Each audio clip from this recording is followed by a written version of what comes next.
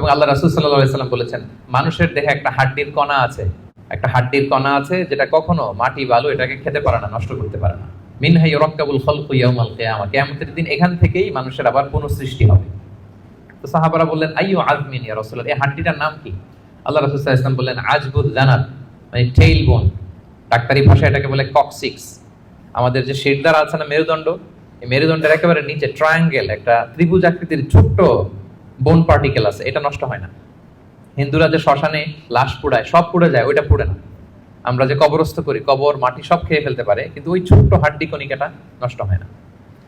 Even মানুষের মৃত্যু তো অনেক ভাবে হয়। বিমান দুর্ঘটনায় হলে জ্বলে ভস্ম হয়ে যায়, সাগরে জাহাজ ডুবি হলে মানুষ মরে, তিমি মাছের পেটে চলে যায়, তিমি ওইটাকে খেয়ে ডাইজেস্ট করে ফেলে, তার অস্তিত্বই থাকে না। কিন্তু ওই যে ছোট্ট কক্সিক্স টেইল বোন, আজবুল জানাব, এটা নষ্ট হয় না। আল্লাহ বলেন, ওইটা থেকে কিয়ামতের দিন তোমাদেরকে আবার আমি পুনরায় সৃষ্টি করব।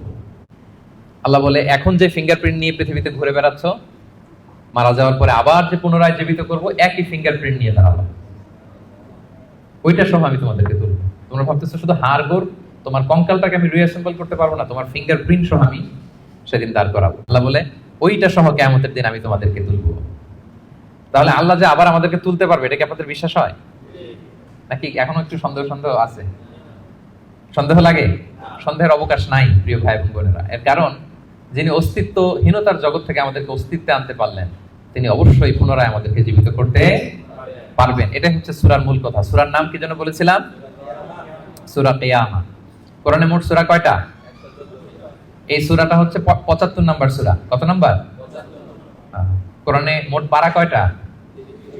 এটা ২৯তম পারায় অবস্থিত। এই সূরাটা মক্কায় নাজিল হয়েছে, ফলে এটা মাক্কি সূরা। বলুন তো কি সূরা? সবাই জোরে বলুন, কি সূরা? মাক্কি সূরা। মাক্কি সূরা। এই সূরার আয়াত সংখ্যা কত বললাম? ৪০। আয়াত সংখ্যা কত? ৪০। তাহলে ওভারঅল আপনি একটা ধারণা পেয়েছেন।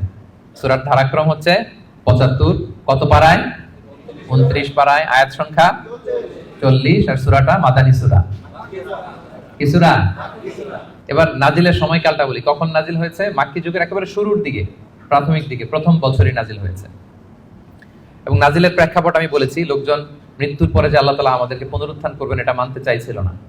তাদের কঠোর জবাব হিসেবে আল্লাহ তাআলা ৪০ আয়াত বিশিষ্ট এই সূরাটা নাজিল করেছেন। এবং এই সূরার সেন্ট্রাল থিম হচ্ছে পুনরুত্থান, রেসারেকশন, আবার যে আমরা উঠবো।